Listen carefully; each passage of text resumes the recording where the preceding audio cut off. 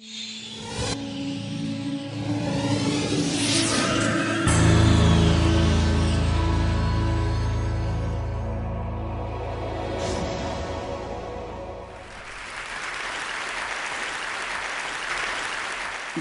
may have heard about the Koran's idea of paradise being 72 virgins, and I promise I will come back to those virgins.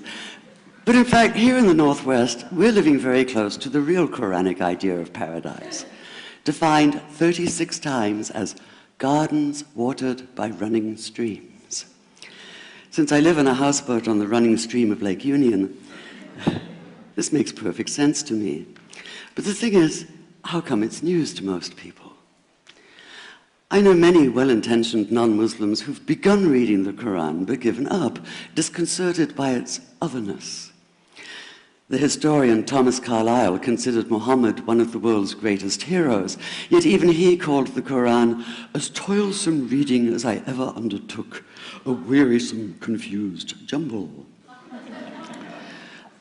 Part of the problem, I think, is that we imagine that the Quran can be read as we usually read a book, as though we can curl up with it on a rainy afternoon with a bowl of popcorn within reach, as though God, and the Quran is entirely in the voice of God speaking to Muhammad, were just another author on the bestseller list. Yet the fact that so few people do actually read the Quran is precisely why it's so easy to quote. That is, to misquote. Phrases and snippets taken out of context in what I call the highlighter version, which is the one favored by both Muslim fundamentalists and anti-Muslim Islamophobes. So this past spring, as I was gearing up to begin writing a biography of Muhammad, I realized I needed to read the Quran properly as I could, that is. My Arabic's reduced by now to wielding a dictionary, so I took 4 well-known translations and decided to read them side by side, verse by verse, along with a transliteration and the original 7th century Arabic. Now, I did have an advantage. My last book was about the story behind the Shia-Sunni split, and for that I'd worked closely with the earliest Islamic histories, so I knew the events to which the Quran constantly refers, its frame of reference. I knew enough, that is, to know that I'd be a tourist in the Quran, an informed one, an experienced one even, but still an outsider, an agnostic Jew reading someone else's holy book. So I read slowly. I'd set aside 3 weeks for this project, and that, I think, is what is meant by hubris, because it turned out to be 3 months. I did resist the temptation to skip to the back where the shorter, more clearly mystical chapters are, but every time I thought I was beginning to get a handle on the Quran, that feeling of, I get it now, it'd slip away overnight, and I'd come back in the morning wondering if I wasn't lost in a strange land. And yet the terrain was very familiar. The Quran declares that it comes to renew the message of the Torah and the Gospels, so 1/3 of it reprises the stories of biblical figures like Abraham, Moses, Joseph, Mary, Jesus. God himself was utterly familiar from his earlier manifestation as Yahweh, jealously insisting on no other gods. The presence of camels, mountains, desert wells and springs took me back to the year I spent wandering the Sinai desert.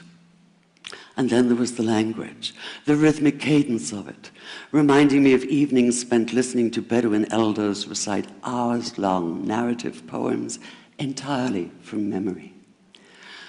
And I began to grasp why it's said that the Quran is really the Quran, only in Arabic. Take the Fatiha, the 7-verse opening chapter that is the Lord's Prayer and the Shema Israel of Islam combined. It's just 29 words in Arabic, but anywhere from 65 to 72 in translation. And yet the more you add, the more seems to go missing. The Arabic has an incantatory, almost hypnotic quality that begs to be heard rather than read, felt more than analyzed. It wants to be chanted out loud, to sound its music in the ear and on the tongue. So the Quran in English is a kind of shadow of itself, or as Arthur Arbery called his version, an interpretation. But all is not lost in translation. As the Quran promises, patience is rewarded, and there are many surprises. A degree of environmental awareness, for instance, and of humans as mere stewards of God's creation, unmatched in the Bible. And where the Bible is addressed exclusively to men, using the second and third person masculine, the Quran includes women, talking, for instance, of believing men and believing women, honorable men and honorable women. Or take the infamous verse about killing the unbelievers. Yes, it does say that, but in a very specific context. The anticipated conquest of the sanctuary city of Mecca, where fighting was usually forbidden. And the permission comes hedged about with qualifiers. Not you must kill unbelievers in Mecca, but you are allowed to, but only after a grace period is over. And only if there's no other pact in place. And only if they try to stop you getting to the Kaaba. And only if they attack you first. And even then, God is merciful, forgiveness is supreme, and so, essentially, better if you don't. This was perhaps the biggest surprise. How flexible the Quran is, at least in minds that are not fundamentally inflexible. Some of these verses are definite in meaning, it says, and others are ambiguous. The perverse at heart will seek out the ambiguities, trying to create discord by pinning down meanings of their own. Only God knows the true meaning. The phrase, God is subtle, appears again and again.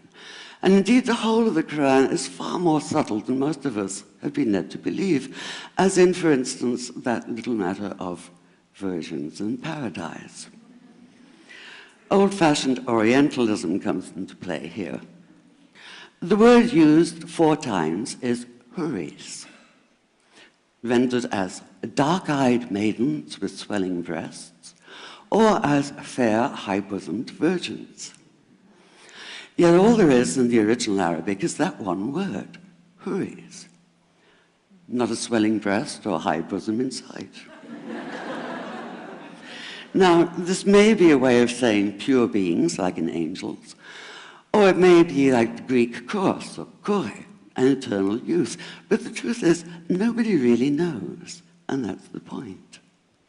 Because the Quran is quite clear when it says that you will be a new creation in paradise, and that you will be recreated in a form unknown to you, which seems to me a far more appealing prospect than a virgin.